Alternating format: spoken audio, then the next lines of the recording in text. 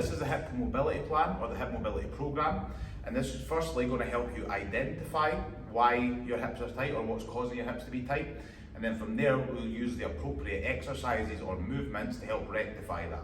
The first one we're going to do is for the outer and the back of your hips, so around your hip area, the side of your hip area and your glutes.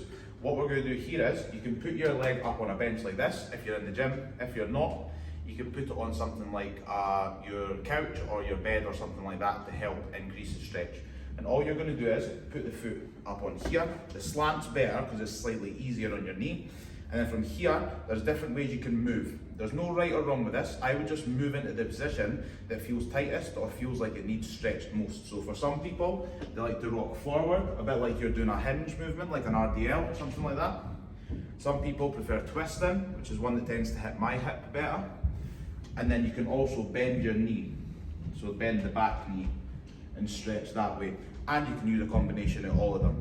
What I would say for this is, depending on the speed you're doing it, if you're doing slower reps, you probably want to do somewhere between 5, 6, 7 reps, something like that. If you're going faster with more dynamic movements, you maybe go up to around 15 to 20, and I would do at least 2 sets so you can feel the increase in the mobility and flexibility between each set.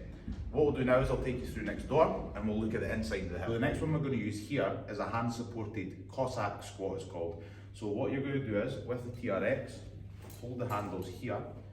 You're going to stand in a wide position, and then from here the aim is to rock over to one side and really feel the stretch on the inside of your groin area there, yeah?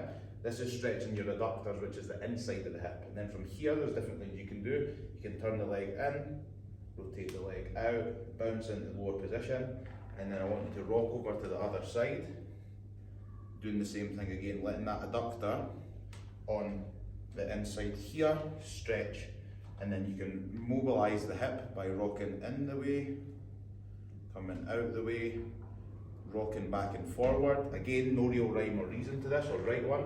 Just do whatever feels like it's giving you the best stretch. Rocking side by side like that, and then rocking round. And then again, probably somewhere around 8 to 10 reps for at least 2 sets so you can feel the difference. And then what you can do in the next set is just widen your stance a bit. So there, looking to increase that stretch more by having your feet wider apart. And that's going to work, like I said, the adductors and the inside of your hips.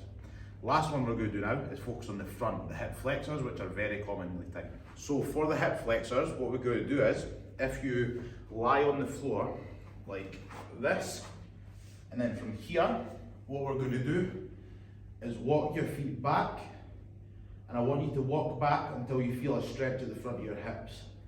From there, take one foot, so we'll take this side so you can see, and come a little bit further back, pulling it close.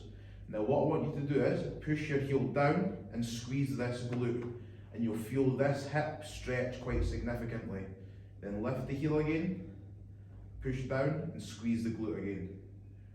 Relax that, push that down and squeeze the glute again. And the goal is to eventually get this heel to touch the floor in that position.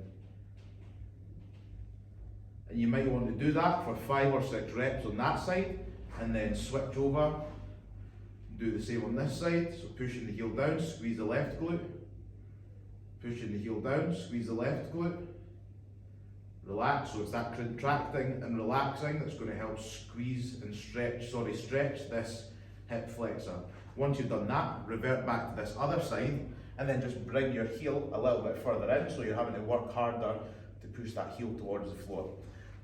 Try those 3, that'll identify to you where in your hips are tight, and then from there you can use these as part of a warm-up, or you can use them on your days off as a mobility or recovery session to help improve your hip flexibility and mobility.